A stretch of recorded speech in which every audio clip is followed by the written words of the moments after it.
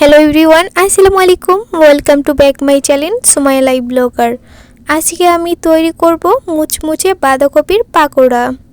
বাঁধাকপির এই পকোড়া তৈরি করা যেমন খুবই সহজ, খেতেও কিন্তু খুবই মজাদার। ঘরে থাকা কয়েকটি উপকরণ দিয়েই তৈরি করা যায়। এটা তৈরি করা এত সহজ যে কেউ এটা তৈরি করে নিতে পারবেন। বাচ্চা থেকে বড়রা সবাই কিন্তু এই পকোড়াটা খুবই বেশি পছন্দ করে। আর এই শীতের সময় বাঁধাকপি বাজারে প্রচুর পাওয়া যায়, তাই এখনই সময় এই বাঁধাকপির পকোড়া তৈরি করে খাওয়ার। চলুন তাহলে রেসিপিটা দেখে নিই। বাজার থেকে বাঁধাকপি আনার পর অর্ধেকটা রান্না করে খাওয়ার পর বাকি অর্ধেকটা দিয়ে আজকে আমি পকোড়া বানাবো। আর এই বাঁধাকপির পকোড়া আমার খুবই পছন্দ।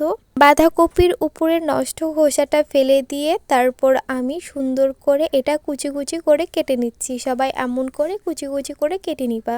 আমি এইটা অনেক কুচি কুচি করে কেটে নিয়েছি। আপনারা চাইলে আরেকটু মোটা বা চিকন করে নিতে পারেন, এতে কোনো সমস্যা নেই। একটা বাঁধাকপি ঠিক এমন করে কুচি কুচি করে সবাই কেটে নিবে। আর ভিডিওটা প্লিজ কেউ স্কিপ করবে না, স্কিপ করলে কেউ বুঝতে পারবে না। তো এই তো আমার বাঁধাকপি কাটা শেষ হয়ে গেছে। যেহেতু আমি বাঁধাকপিটা আগে ধুয়ে নেইনি, এখন কষ্ট করে কুচি করার পর আবার ধুয়ে নিতে হবে। তো এরকম ভুল কেউ করবে না, আগে সুন্দর করে বাঁধাকপিটা ধুয়ে নিবে, তারপর কুচি করে নিবে। আমার মতো যদি সবাই এভাবে ভুল করো তাহলে এভাবে ধুতে খুবই কষ্ট হবে এবং বিরক্ত লাগবে। তাই এরকম ভুল কেউ করবে না। আমি বুঝি নাই, আম্মুর কাছ থেকেও শুনি নাই, তাই পাকনামি করে একাই কাটছি।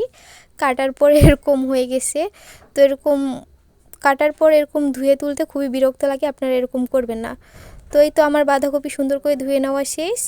এবার আমি এতে পেঁয়াজ কুচিয়ে অ্যাড করব। এরপর দিয়ে দিব কাঁচামরিচ।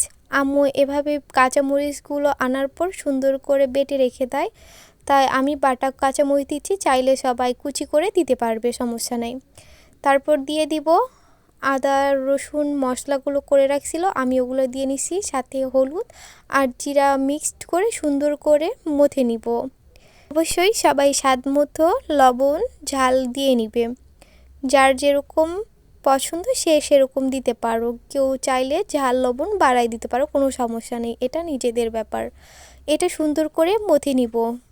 মথে নেওয়ার পর এখান থেকে পানি বের হবে, সেই পানির সাথে সুন্দর করে আমি আটাটা অ্যাডজাস্ট করে নিব। এটা কিন্তু চালের আটা। আপনারা সবাই চাইলে এর সাথে ধনিয়া পাতা এবং ডিম অ্যাডজাস্ট করে নিতে পারবেন, তাহলে এই পকোড়াটার স্বাদটা আরও বেশি বেড়ে যায়। আর আমি এখানে অফ ক্যামেরা একটা ডিম দিয়ে নিয়েছি, আর ডিম দিয়ে নিলে এখানে স্বাদটা আরও বেড়ে যায়। সবাই অবশ্যই দিতে পারবেন, না দিতে চাইলে স্কিপ করতে পারেন, কোনো সমস্যা নেই। আর এই তো আমি সুন্দর করে এটা মুথে নিয়েছি, সবাই দেখতে পাচ্ছেন কেমন হয়েছে। এরকমভাবে সবাই মুথে নিবে। প্রথমে আমি কড়াইতে তেল দিয়ে নিয়েছি, তেলটা গরম হয়ে গেলে একদম পেঁয়াজু শেপে আমি পকোড়াগুলো তেলেতে ছেড়ে দিব। এভাবেই সবাই পকোড়াগুলো ছেড়ে দিবে। আর সবাই চাইলে যে যার মতো একটা শেপ দিয়ে এই পকোড়াটা ভাজতে পারো, তাতে কোনো সমস্যা নেই। আর তারপর 5 থেকে 7 মিনিট এভাবে ভেজে নেওয়ার পর এগুলো সুন্দরভাবে উল্টিয়ে পাল্টিয়ে এমন পেঁয়াজুর কালার করে তুলে নিবে সবাই। আমি কিন্তু এই পকোড়াটা পেঁয়াজুর কালার হলে উঠিয়ে নিব।